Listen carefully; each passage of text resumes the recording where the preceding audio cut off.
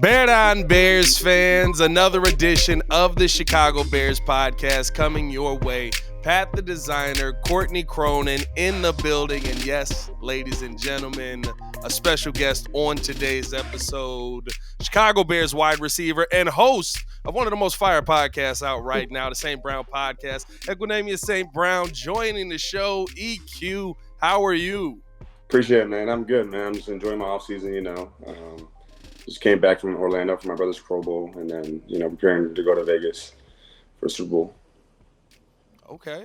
You going out there big party style, or you just going out there chill vibes? Nah, I'm going out there to do something, just try and make some money real quick. I'm leaving Sunday morning, come back. All right. I'm only going for 2 days. Yeah, I'm not going out there to enjoy myself. Yeah.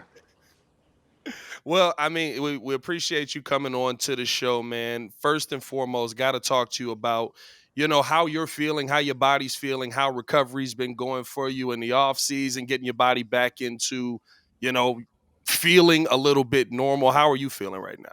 I'm feeling pretty good. I end the season healthy, so, I haven't done any field work yet, but I've been in the weight room just lifting weights. I'll probably start doing field work after Super Bowl, but I feel good. I feel healthy. Ready to start training again real soon. I know you're here today. You're a brand representative for Better Guard, sports tech company that helps with recovery, the on-field stuff, off-field stuff. Explain to us what that is and then how you use that product to make sure that you're the best version of yourself on the field. Yeah, so Better Guard, I use their ankle brace. And it's not just like any other ankle brace. Normal ankle brace just is tight around your ankle so your ankle doesn't move. Better Guard, it kind of fits you like a sock. And then there's a device on it. I don't know what the technology is called, but as soon as your ankle is about to make a fast movement and like sprain itself or twist your ankle, it locks into place so that your ankle doesn't move and doesn't twist itself. So it really feels like a sock in your shoe. It's not like tight on your ankle like tape or a brace. And then as soon as you're about to activate or like have a fast movement in your ankle where you're about to possibly injure yourself, it locks into place so your ankle doesn't move. So it's a pretty neat device and cool technology, and it doesn't really hinder your movement in your ankle or your mobility. That kind of sounds like the cars that, if you're about to back up and something quickly happens, that the car will automatically like kick into the brake. Exactly. So that's kind of what that technology does for when you're out. Have you experienced that on the field where you might have been about to make a movement that could have injured yourself and it locks into place? I have not. I'm usually pretty good with my ankles. I haven't hurt my ankle since like my freshman year of college, but I have not. But it's always better to be safe than sorry, So, our body is what helps us play on Sundays. Without being healthy, we can't play, especially, your lower body. You have to run. Everybody has to be on their feet, especially receivers. So with all the cutting we do on a day-to-day basis, different surfaces, turf, grass, it's important to, be safe. And I know football is 100% injury rate, but it's always better to be more safe than not. No, for sure. I think that it is so interesting to hear about this kind of technology. And the one thing, I guess, because you've played on so many different surfaces coming in now, we heard Roger Goodell kind of talking about the surfaces yesterday and different things like that. Do you have a preference of like what's better for you when you're moving out there? Do you like how they got the grass now at Soldier Field versus maybe what it was before? You played there a lot in your career. Do you feel like there's a major difference in like playing surfaces when you're out there? Well, I 100% prefer grass. Turf hasn't been bad to me, except for one turf we played in Canada in preseason. The turf was really bad. Like they had to cut the field down to 80 yards because the end zone was that bad. So that was really bad turf, and I got hurt that game. But I prefer grass. I would say I feel like the NFL can make every field of grass. Like I've seen that the World Cup finals when we played in MetLife in 2024 or 2026, and I 100% believe they're going to be playing on grass. There's no way they're going to let the soccer players play on turf because every soccer player plays on grass, and whenever they play in a stadium that has turf, they pull out grass for the soccer players. I've noticed that whenever a stadium has an MLS team coming in or even Premier League team coming in and play soccer. They roll out grass for them. So if those different leagues can do it, we can do it too. I don't know who it's up to, but I think having grass is really feasible. Yeah, it doesn't make any sense that Major League Soccer, that, Premier League, like all of the international like bandwidth that soccer has, that they can have the pull to tell MetLife Stadium, pull up that turf that has gotten so many players injured. We're going to put natural grass down. Why not just keep the natural grass? I've never understood it. I feel like there's a lot of politics in play there. How much do you pay attention to that stuff as a player? Because obviously health and safety impacts you intimately, but when the conversation of like turf versus grass versus some of the other, the concussion initiatives, all of those things that were talked about at Super Bowl Media Day with the commissioner yesterday, how often is that stuff talked about amongst players, and how closely do you pay attention to it? I've noticed. Oh shoot, my fault. I've noticed the conversation about grass and turf come up quite a lot in my years in NFL. But like for me, I could play on turf just as fine as I can play on grass. I do prefer grass, but it doesn't really affect me like some O linemen or some other positions. I think it's a personal preference, but for me, like I train on turf sometimes when I'm out here in LA, and I just know it's part of the game, so I don't really complain about it. I got to go out there and play, but I do prefer grass. I want to talk about a little bit of the football aspect of it. What we've seen your brother be able to go out there and do has been just really, really phenomenal. And how do you balance the I'm a Chicago Bear, but also that's my brother. I have to go out. I'm gonna show support. I'm gonna show love. Very similar to what the Kelseys do. Because I'm not gonna lie, when I listen to y'all pod, he be coming reckless at the Bears sometimes, bro. And I be like, wait, nah, you gotta relax, bro. Like, you know what I mean? Like, we know what we going through here. Yeah, nah, because the year before that, I was coming reckless after the Lions, but it's all fun and games. Like we don't take it serious. We've been like that since we've been kids, just talking light shit. No one takes it personal, but during the season, I'm just all about the Bears. But we didn't make playoffs, so as soon as we didn't make playoffs, I was rooting for my brother. I went to 2 of his games, wearing his jersey with my whole family. So that was fun. That was my first ever NFL games going as a non-player. So it was a cool experience for me, and I know what it feels like to lose the NFC Championship, and I can't wait to make a TikTok about him. He got me 4 years ago, whatever it was, and I lost the NFC Championship. He got me on a TikTok trend saying like, "You wish that was you, huh?" So I'm gonna get him on the Super Bowl. I'm gonna get him. What are you gonna do? Oh, it's an old TikTok trend where it's like, you see something, you said that you wish that was you, huh? And he changed to whoever it is, and he got me with that 4 years ago when he was still in college, and I just lost to the Buccaneers. So I'm gonna get him. Yeah. That's awesome. Obviously, you guys have such a close relationship, and the idea for the podcast, I mean, we've seen athletes do this before, but for you guys to do it on a regular basis in season from 2 different locations, how do you logistically make that work? And how did the idea come about for the 2 of you to host a podcast and have NFL guests on? Started 2 years ago. I forget who came up to us about the idea, and they're like, "You guys should do a podcast." And at first, I was like, "That sounds annoying," but they pay us to do it. And then the first year to do it was kind of annoying. We didn't have a schedule. We do it on random days. We missed some weeks. It was just it was just sporadic. This year we film every Tuesday, which is our off day. And depending on someone's schedule, if you have Thursday night, Monday night game, or whatever, traveling by week. But most of the time, you're off Thursdays. So it was easy to schedule. We usually do it around the same time, so we know that it's about to go on there. But we just text in the chat, and like it's me, the guy, and the moderator. Me and my brother and the moderator, we just text like what time we want to do it. And then it's up to us 3 to pick a guest. And if we get one, we get one. If we don't, we don't. And then it just goes from there. I think most Bears fans' favorite episode has been the DJ Moore episode. Yeah. I mean that one, 116,000 views. I tuned into that episode at this point. We're dissecting everything, but who's been your favorite episode of you guys' podcast? Like favorite guest? Yeah, favorite guest that you've had on. For me personally, it was David Montgomery. Just because, well, one, we both play with him. 2, he's just really funny, and like we just know the inner sarcasm that like just he has and the way he is. And sometimes we know what someone wants to say and can't say. So that was my favorite one. Yeah.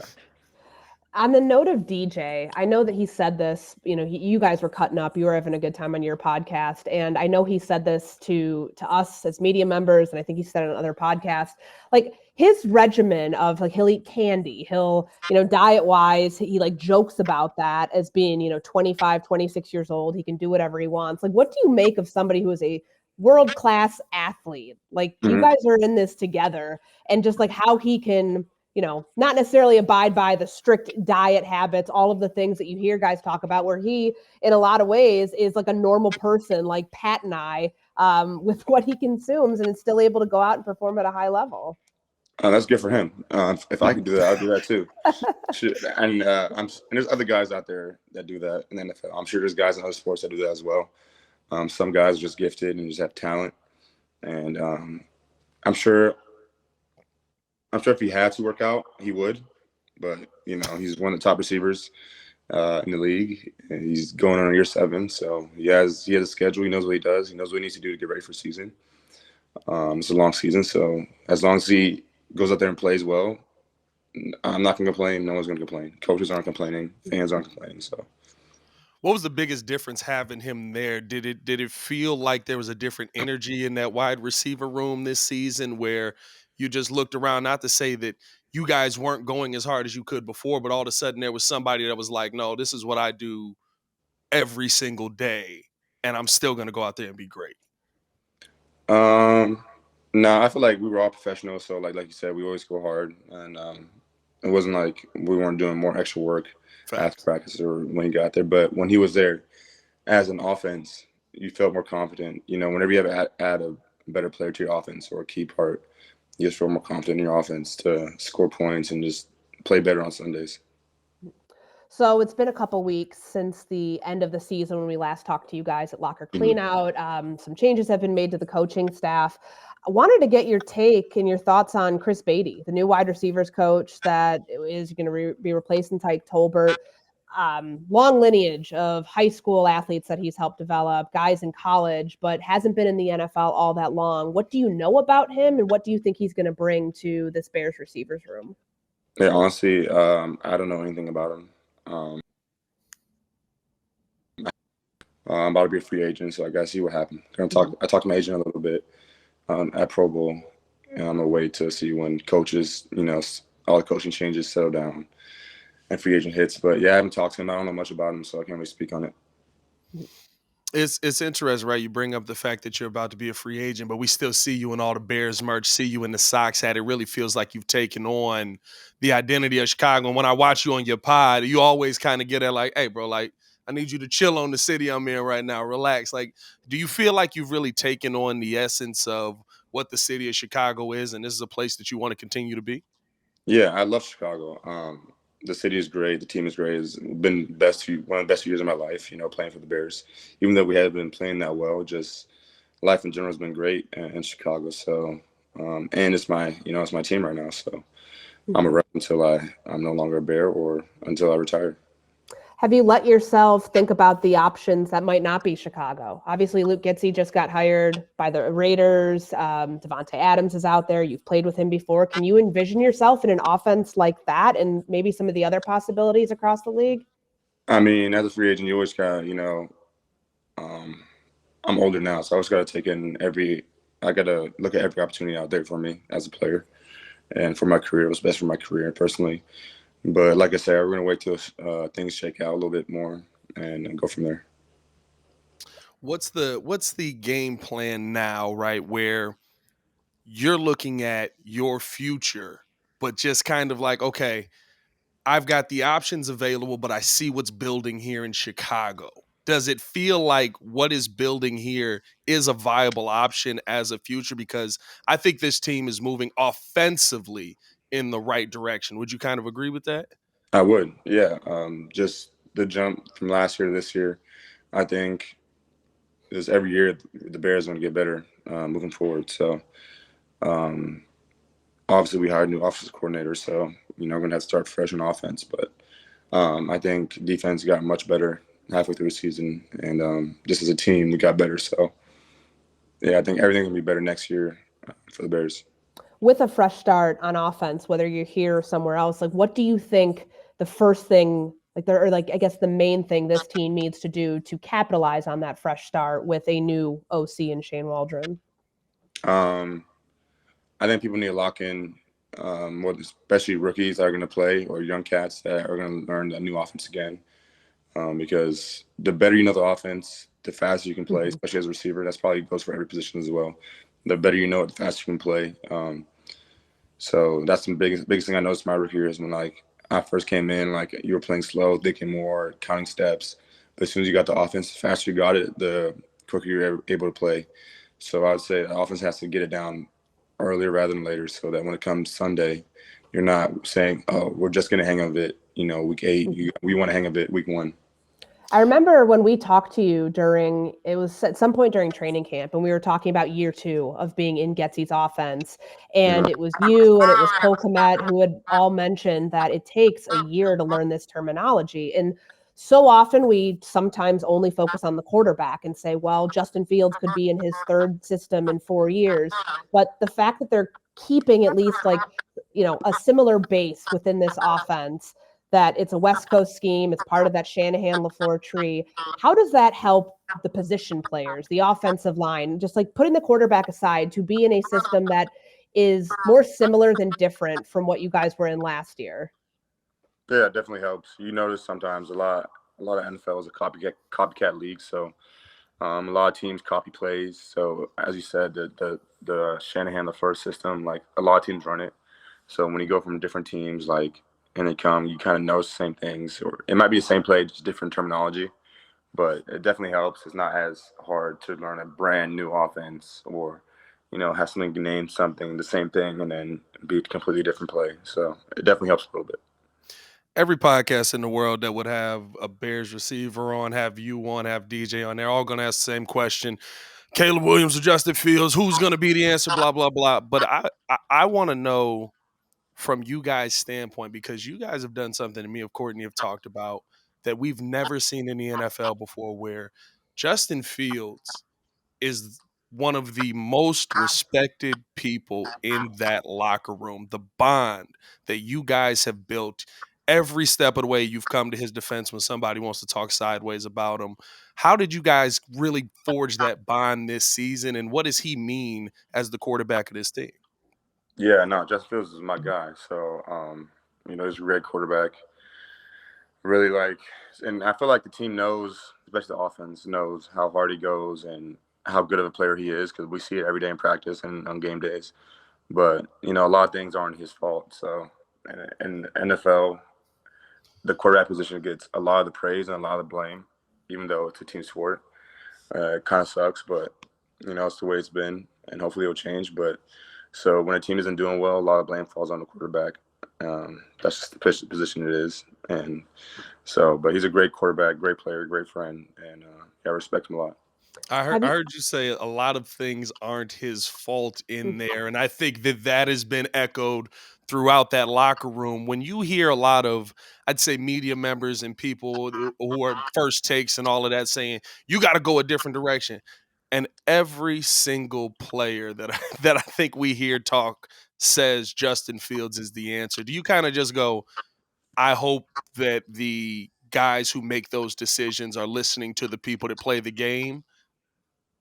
I mean, yeah, I guess, but at the end of the day, I understand NFL's business, so I don't really sit down and think about that too much. They got a job. The front office has a job to do. They got to think what's best for the organization. And, any player, anytime can get cut, traded, whatever. So I don't really sit too long about it or stress about it. And I just got to do the best I can do. Facts. What do you make of the conversation around Caleb right now? I don't know if I've ever witnessed something where we haven't heard from the horse's mouth himself, I don't want to go to Chicago, or I do want to go to Chicago. But the speculation spread like wildfire. And for weeks, it's been like this, that all of the conversation around this one quarterback is kind of negative from the outside. And we know it in the draft process that happens, this game of telephone that can go awry and go it can really conjure up some bad things for players and hurt their draft stock. But Like, are you seeing this stuff about Caleb Williams and just like all of the wild accusations about what he does or doesn't want to do as a rookie in the NFL? I've heard. I haven't seen much about it. I've heard that there's rumors, or like I don't really know, but I think like someone said that he just want to go to Chicago, and I heard someone say that that's not true. So I don't know. I don't really pay attention to that stuff, honestly. I don't really watch the draft anymore, to be honest. Anyways, I see what happens when whatever team I'm on. Yeah, that was Colin Cowherd. That was a fun 12 hours where he was like, Caleb hates Chicago, doesn't want to be here. And then like 12 hours later, he's like, maybe I went a little hard on it. Yeah. As somebody who's in Chicago, as somebody who's been here, you say that this has been, one of your favorite cities to play in. What's been your favorite moment as a Chicago Bear here?